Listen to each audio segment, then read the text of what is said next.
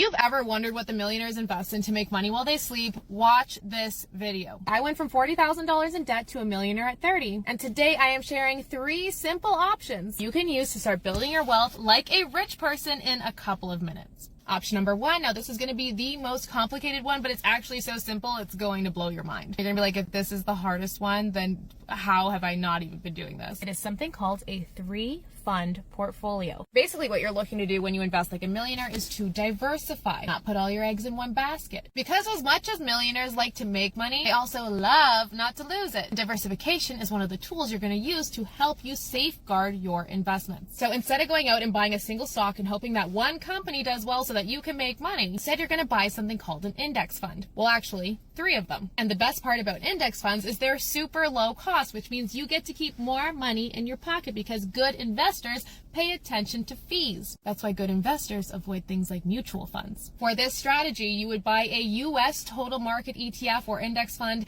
an international ETF or index fund, and a bond ETF or index fund. Now, number 2 is easier than the first because it has all of those investing options inside of it with a single click. Instead of having to buy a bond index fund, international index fund, and a US index fund, you just click one time, you buy one investment, and it's called an asset allocation fund. It does the same thing, but it's even more simple. They're called asset allocation funds because the allocation, aka how much you own of stocks versus bonds in your portfolio, that is set. So let's say you looked at something like XGRO. This is an asset allocation fund with 80% stocks and 20% bonds. It is designed to be a total portfolio in one. You do not need anything else outside of an asset allocation fund. Now, typically you want more stocks and less bonds when you are further away from your goal, because stocks give you the growth, but they're volatile, meaning the prices change a lot. And bonds are your fixed income. They're supposed to be more stable, but stability doesn't have the same kind of growth. So if you're very young, say in your 20s, maybe you choose an asset allocation fund with 100% stocks because you got a long time for it to grow. And then as you're about 10 to 15 years away from retirement, maybe you switch over to one that's a 60-40 allocation. Now, the third option is even easier than the last one, and that is a target date index fund. It's basically everything you get in an asset allocation fund, but instead of having to switch over to a different fund as you get closer to your goal, the fund does it all for you. So basically you choose one for the year of your goal. So say you wanted to retire in 2055, you might choose a Vanguard target date index fund 2055.